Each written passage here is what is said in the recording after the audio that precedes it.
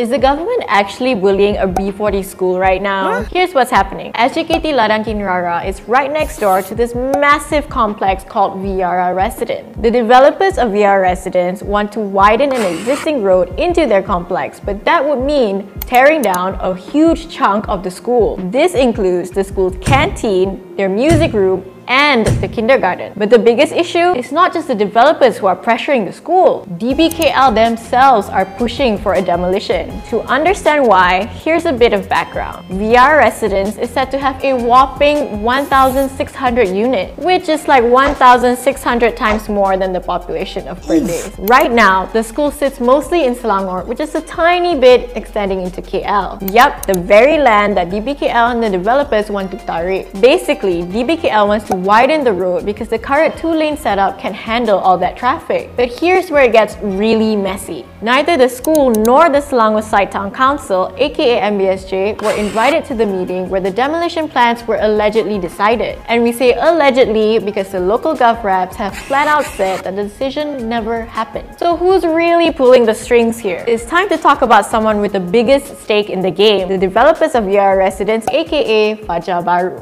They might not seem familiar at first, but these are the people behind many of our LRT stations in Klang Valley. And this mega rich, mega huge company only offered the school 50,000 ringgit in compensation. That's peanuts compared to the 90,000 ringgit it takes to build one single classroom. And when the school attempted to negotiate their demands, Fajar Baru just shot them down. So here's where things stand right now. Fajar Baru wants the school's land ASAP. The local reps are scrambling to find a solution, and the school, well, they're just hanging on. At the end of the day, the developer and DBKL should have known better, considering the school has been there since 1946. SJKT Ladang Kinrara supports a lot of B40 students who deserve a safe and comfortable space to learn and grow. And our kids should always be the top priority. With that in mind, what do you think is the best way forward for the kids to get the education that they deserve? Drop your thoughts in the comments and follow. Now, if you ask my opinion, this is my opinion on what is best to be done.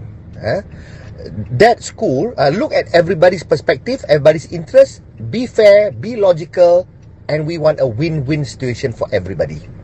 The school is situated on a very expensive land, prime land, but it was there first. The land belonged to the school. Students, B40 ke, tak B40 ke, deserve to study and they deserve the right to education. The facility is there. It may not be the best use of the land given the price and the strategic location of the price in today's time. Now, what is the best way forward? Daripada encroaching, tak boleh support, DBKL pun probably incompetent, tak fikir awal-awal, let contractors and developers fikir, lepas tu menggelabah and now try to tekan yang lemah. Now, if they just push and they encroach into the school and they do tak betul, there will be backlash from the public because that is wrong. You are menganiayai budak-budak and the sekolah because of kemajuan of developer. Developer of course get a windfall. Developer is getting a huge windfall. So to me, if it's logical, if you ask me, it's personal punya point of view.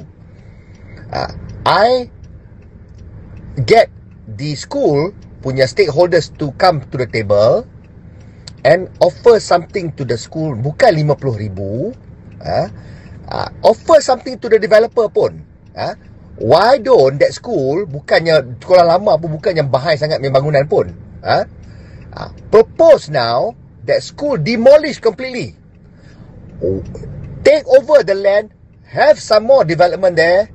Now, in that development, beberapa tingkat and juga padang tepi ke, whatever, build a nice school with facilities dengan equipment semua, bagi beberapa tingkat, dia macam building tau, in a building punya kind of school, semua students boleh belajar situ. And for students, what's in it for them?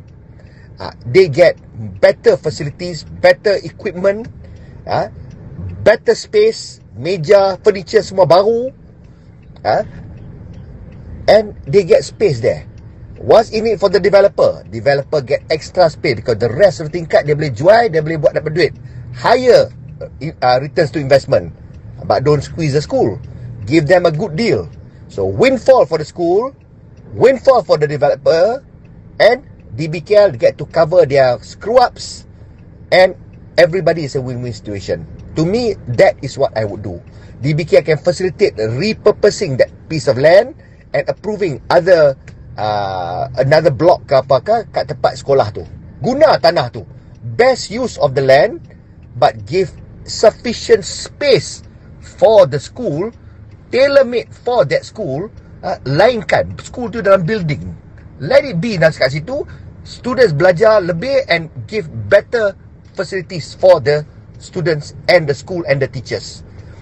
There is a way to strike that balance. Everybody can be happy. If I'm the school, I'll be happy. If I'm the student, I'll be happy. If I'm the teachers, I'll be happy. If I'm the developer, I'll be happy. The broker must be the government. Sometimes I wish I'm the government. I know what to do to make everybody happy and for the betterment and better Malaysia. Temporary arrangement can be made. Once you demolish the school, students need to study kan. Takkan nak tunggu development siap baru student belajar balik kan. Can be made. Arrangement can be made. Sekarang ni blocks are built kan. Can repurpose some places before they sell. Turn them into classrooms. Teachers sementara siap bangunan baru. Sekolah tu dah ada dah. A school within a complex can build a few towers there. Towers tau. The returns of investment is enormous. And share the winnings, the gains with the school. I believe that is the most logical thing to do. Taklah odd satu sekolah tu macam saw point tengah-tengah kat situ. Tapi tak boleh salah sekolah tu kan. Dia dulu kat situ. Later semua the rest mushrooming beside dia. So town planning penting lah kan. Any expert town planner can be input to this. Developer, people who are corporate people. That's why we need competent people in the government. We need talented people with the right science. Bukannya I don't know lah, banyak nincompoop semua, bodoh banyak. Kalau ramai yang pandai dalam government, technocrats, the possibilities are endless. We can overtake Singapore any day. But kita banyak rakyat-rakyat yang terencak akal that makes it to parliament. Nak buat macam mana?